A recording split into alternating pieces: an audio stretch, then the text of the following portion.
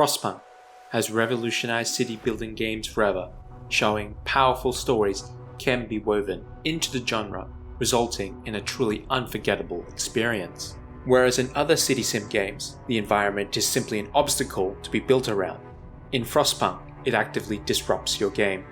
Combined with its exploration of morality, Frostpunk is wholly unique from the repetitive city sim formula with just new coats of aesthetic paint. Today, we delve into the genius and moral masterpiece that is Frostpunk.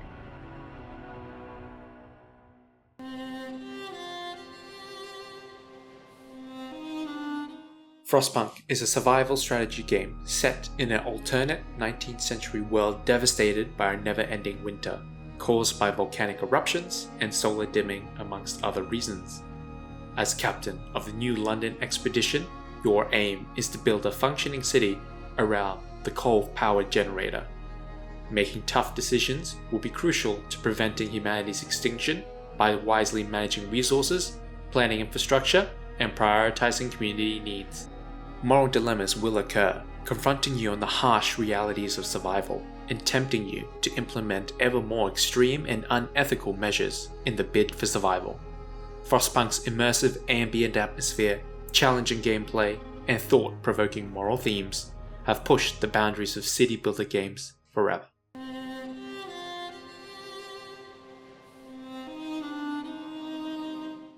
After the success of their 2014 war survival game, This War of Mine, 11-bit Studios aimed to bring its meaningful themes and serious undertones onto a societal scale. They created Frostpunk, a survival city-building game that allowed the exploration of ethical boundaries and delved into the limits that society was willing to cross in the name of survival. Frostpunk succeeded in weaving morality into its core gameplay. With its April 2018 release, it received critical acclaim on Steam.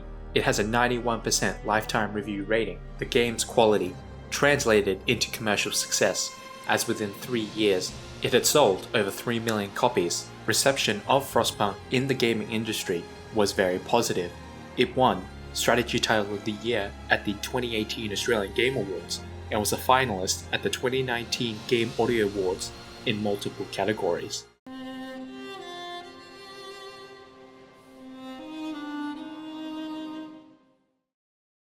The defining feature of Frostpunk is its presentation of challenging moral dilemmas in a frozen post-apocalyptic world. To illustrate this, let's take a scenario from the game. Imagine you are the leader of a seed vault settlement that contains seeds from all plant life on Earth, critical to one day rebuilding the devastated ecosystem.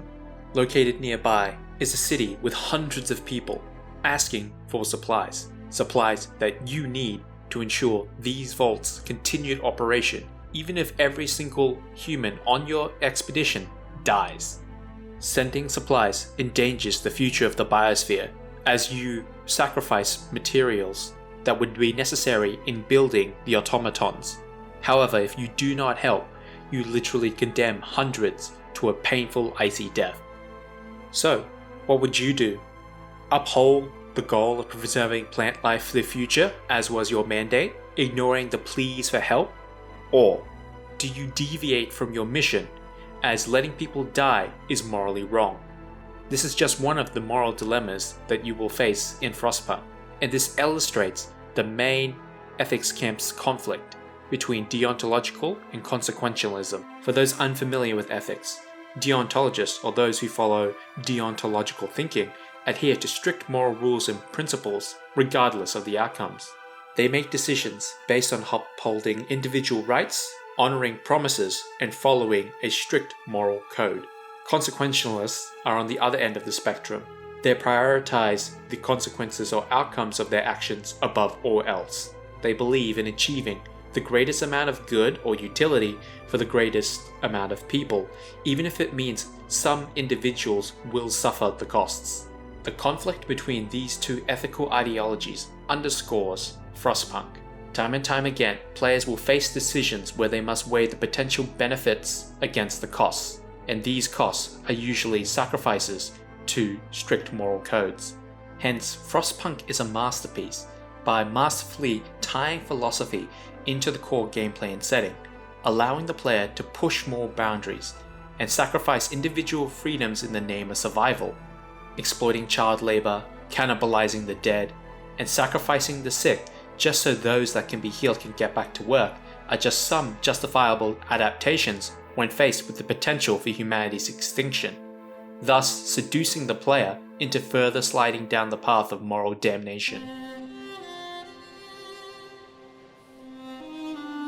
Frostpunk's story is about the dangers of power and its seductive, corrupting nature over time, especially when there is a reason where survival is a prime issue. It showcases our species' vulnerability that comes from times of crisis, turning toward either faith and religion as a way of coping with adversity and giving meaning to our suffering and hardships, or order and authority in the hopes that circumstances will improve, and this will be done by a strongman coming to fix everything, who only asks one simple thing in return: blind loyalty. Throughout progression of the game, its story weaves morality masterfully by challenging the player and attempting to seduce them into taking ever more questionable steps towards moral damnation. For the rest of this section, we will detail the most pivotal moments that subtly encourage this progression to extremism. The first pivotal moment is the discovery of the destroyed remains of the settlement that was Winterhome, which splinters the hope of New London into a million pieces, and restoring it is entirely up to the player. Arguably here is where the slippery slope journey begins. The slow descent of passing ever more questionable laws in a bid to restore hope and prevent the Londoners from making an irrational decision by attempting to return to Great Britain through the frost. The player is given a binary choice to make: restore hope through order and authority, or faith and religion. Regardless of the choice, both taken to their absolute end will result in a society entirely unrecognizable from what would be called humanity. That is the significance of the discovery of the charred remains of Winterhome. The other pivotal moment is the discovery of the looming Great Storm, just as a calm is settling into the city, where it is thriving. Food reserves are good, coal reserves plenty, and the sick are all but eliminated. The discovery of the Great Storm looms over the city, threatening to plunge the last remnants of humanity into eternal darkness. Thus, the city needs to prepare, sacrifices need to be made, people need to be worked. 24-hour shifts, emergency triage, all in the name of efficiency, grow increasingly seductive as the clock winds down. The significance of the Great Storm, this all-consuming darkness, is that it encourages the player to throw caution to the wind, sacrificing everything, being morally questionable, all for the sake of hoarding as many resources as possible before the storm hits in order to guarantee the survival of as many people as possible. And once the storm hits, there is nothing left to do but simply to watch and pray that all that they had done was enough. The player is left to reflect, with all control lost. Were their actions worth it in the end? Were they too timid to actually do what needed to be done in order to save as many as they could? And then it ends. Storm lifts. People see a new day. And then they are left to wonder, does the weight of their moral transgressions, all conducted in the name of survival, worth it, if what they were to become were monsters?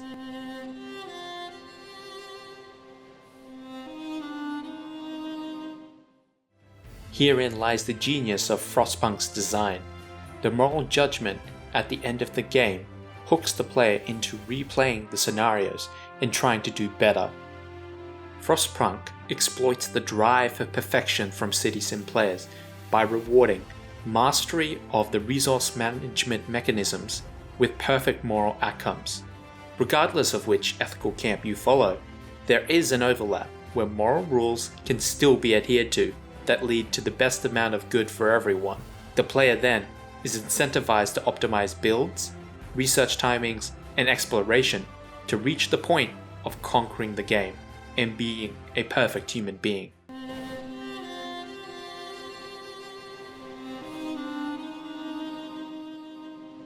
The soundtrack was composed by Piotr Mujal, and his works were performed by the Atom String Quartet, supported by the Sofia Session Orchestra. Mujal drew upon inspiration from a wide range of sources, which included classical music. His compositions embody Frostpunk's themes through the use of a two-layer approach. Layer 1 consists of normal everyday sounds that usually last several seconds, which are then stretched or frozen to make them longer, creating the ambient sounds in the soundtrack and signifying the city. Layer 2 is the full orchestra melody, which represents the people living inside the city itself and represents their everyday struggles for survival. These two layers intertwine, tell the story of the city and its people in the frozen tundra, each needing the other to survive. The soundtrack heavily emphasizes the strings, with the viola and cello adding an emotional layer that creates a mood of hardship and suffering, but also stoicism that matches the struggle of humanity against the elements. Many of these tracks call upon the same musical motifs and themes and vary them in later works to signal development and progress of civilization.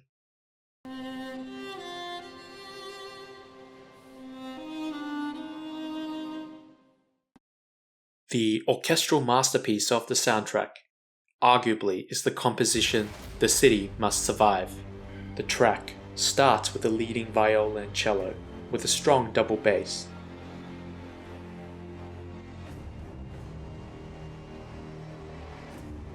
With the tension ratcheting up slowly through the use of the violin supported by a percussion section.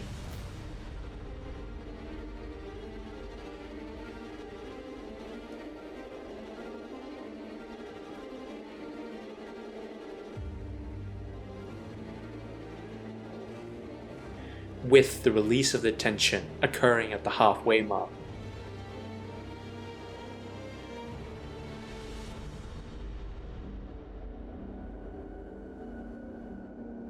Before swelling once again.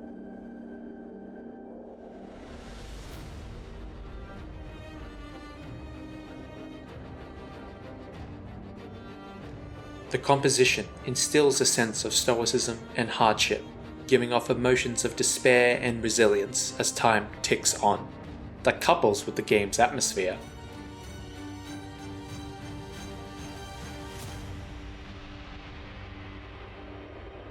The overall effect is a mood of hope and struggle that perfectly captures the feeling of survival in a harsh, unforgiving world.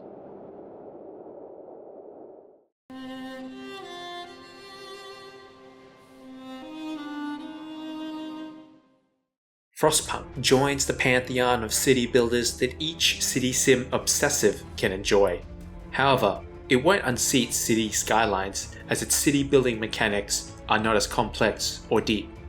The legacy of Frostpunk is to show that the world of city builders can tell amazing preset stories and narratives, showcasing a new way, a third way. A builder focused on giving narrative weight and significance to a player's decisions, and allowing them to truly experience a story.